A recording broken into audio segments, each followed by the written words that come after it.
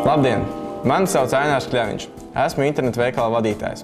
Liela daļa savu sūtījumu piegādāju izmantojot pasta staciju, jo tas ērti gan man, gan maniem klientiem. Pasta stacijas servis ir ļoti ātrs un drošs. Pats labākais, ka visus šos sūtījumus var noformēt tepat uz vietas savā darba vietā, izmantojot pasta stacijas klientu kabinetu. Es ieeju pasta stacijas mājaslapas klientu kabinetā, atveru vaļā klients.postservice.lv, ievadu lietotāju vārdu un paroli un nospiežu pieteikties sistēmā.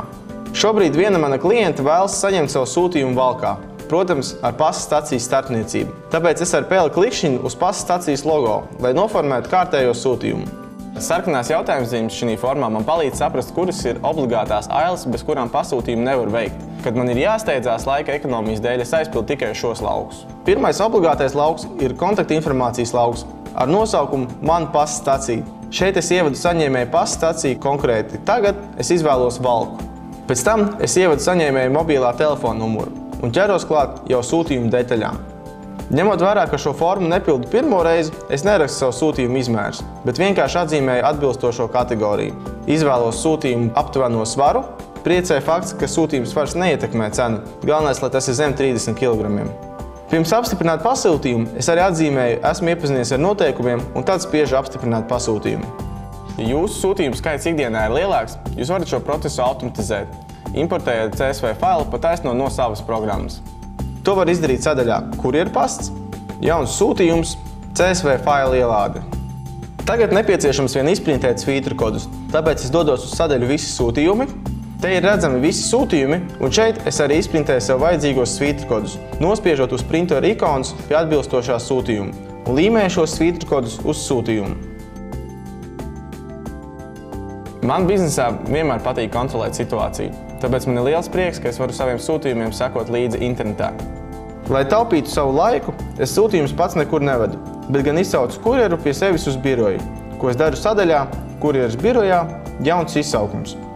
Tāpat kā iepriekšējā formā, arī šeit obligātie lauki ir ar jautājumzīmi. Tomēr, lai ietaupītu laiku nākotnē, iesaku izdarīt šādu lietu. Doties uz sadaļu Mans profils, lapas augšējā stūrī, spiežot Iestatījumi, adrešu grāmata, aizpildiet visu šo formu. Kad tas ir izdarīts, dodos atpakaļ uz sadaļu Pakalpojumi, Kurjeras birojā jauns izsaukums. Šeit nospiežu uz mājas simbolu un izvēlos savu adresi. Tādā veidā man nav katru reizi jāievada sava adrese. Man atliek tikai izvēlēties vēlamo saņemšanas laiku. Man visbiežāk tas ir no 5 līdz 6 pēcpusdienā. Atzīmēju, ka esmu iepazinies ar noteikumiem un atzīmēju sūtījumus, pēc kuriem es vēlos izsaukt kurjeru.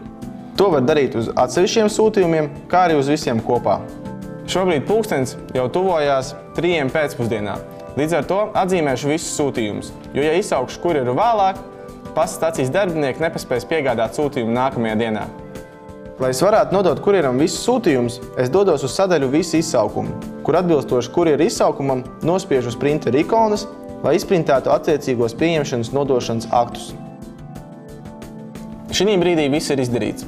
Atliek vien uztaisīt savu kafiju un sagaidīt pasta stacijas kurjeru. Man, kā uzņēmuma vadītājiem, ir ļoti svarīgi, lai šie sūtījumi tiks piegādāti ātri, ērti un droši. Piemēram, šis klients savu sūtījumu saņems jau rītdien, Valkas pasta stacijā. Kad sūtījums nonāk pasta stacijā, klients saņem īziņu ar sūtījumu kodu. Klients ievada saņemto kodu un saņem sūtījumu.